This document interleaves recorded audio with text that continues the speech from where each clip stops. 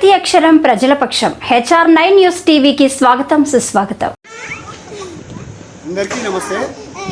నేను ఒక పర్యావరణవేత్తని. మనం బెంగళూరులో KR పురం దగ్గర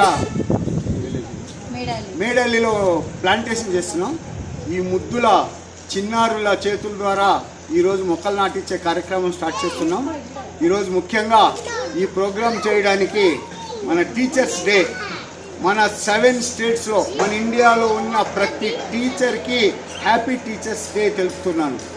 కాబట్టి ప్రతి ఒక్కరూ, ప్రతి టీచరు వాళ్ళ బర్త్డేలకు కానీ వాళ్ళ టీచర్స్ డే రోజు ఒక్కొక్క మొక్క నాటి పెంచితే, ఇప్పుడు పర్యావరణం ఎంత పాడైందంటే ఏపీలో మొన్న దగ్గర 50 లక్షల చెట్లు ఒక ఏరియాలో మొత్తం మ్యాష్ అయినాయి. రేపు వెళ్తున్నాను అక్కడికి, అది కూడా చూసి అది ఎందుకు అయింది అనేది దాని మీద రేపు వీడియో పెడతాను నేను ఎల్లుండి.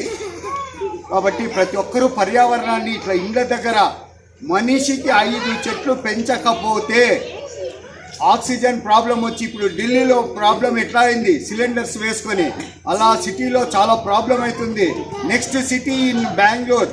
కాబట్టి బెంగళూరులో గల ప్రతి ఒక్కరూ 2 మొక్కలు నాటండి. సాఫ్ట్వేర్లు అంటారు, వాళ్ళ హార్డ్వేర్గా మారిపోతున్నారు. ఆ హార్డ్వేర్ ఎందుకు మారిపోతున్నాయంటే ప్రకృతి పోవడం వల్లే, నాశనం కావడం వల్లే.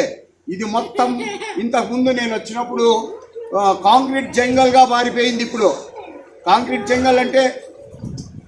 జంగల్ ఎలా మారిపోయిందంటే ఇప్పుడు మీరే చూడండి.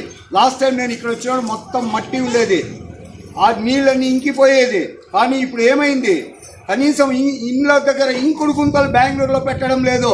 కాబట్టి తస్మాత్ జాగ్రత్త, నెక్స్ట్ సిటీ ఇన్ బెంగళూరు.